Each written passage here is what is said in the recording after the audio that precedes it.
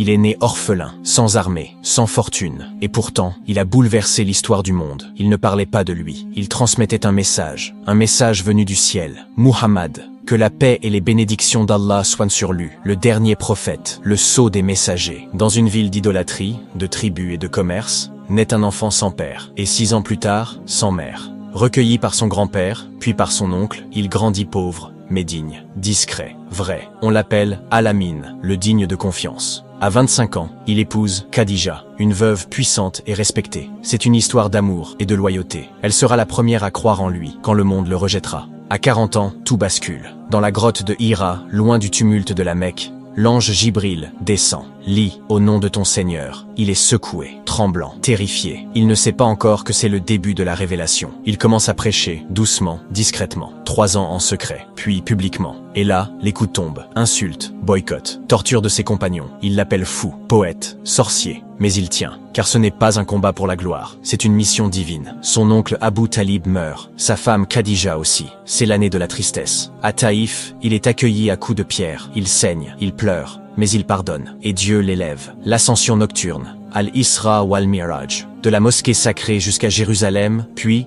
jusqu'au-dessus des cieux, il reçoit l'ordre de la prière, un honneur, un miracle. Il quitte la Mecque, il fuit les assassins, il quitte sa terre, c'est l'Hégire. Il s'installe à Médine, et là, il construit une société. Il devient leader, législateur, commandant. Mais il reste humble, Badr. Ils sont 313 contre plus de 1000, et ils remportent la bataille. Pas par stratégie, mais par foi. Uhud, ils désobéissent. La victoire leur échappe. Le prophète est blessé au visage. La tranchée. Ils creusent pendant des jours, affamés, grelottants, mais ils tiennent bon. En 630, la conquête de la Mecque. Il entre, sans combat, sans vengeance. Et il dit, allez, vous êtes libres. Ceux qui ont voulu le tuer, il les pardonne. Puis, il fait son dernier pèlerinage. Et sur le mont Arafat, devant plus de 100 000 compagnons, il livre son dernier message. Aucun arabe n'est supérieur à un non-arabe, aucun blanc à un noir, si ce n'est par la piété. La révolution spirituelle et morale est achevée. En 632, Médine, il tombe malade. Il dirige sa dernière prière, assis. Puis il retourne à Dieu, la tête posée sur les genoux d'Aïcha. Ses derniers mots, « Ô Allah, le compagnon suprême ». Il laisse derrière lui un livre, le Coran, une communauté, l'Umma, et une voix, la Sunna. Sans palais, sans tombe dorée, juste une lumière pour les siècles à venir. Si son histoire t'a touché, partage-la autour de toi. Fais découvrir l'homme derrière la légende. Abonne-toi pour qu'on continue à réveiller les cœurs avec ces récits puissants, car ce n'est que le début.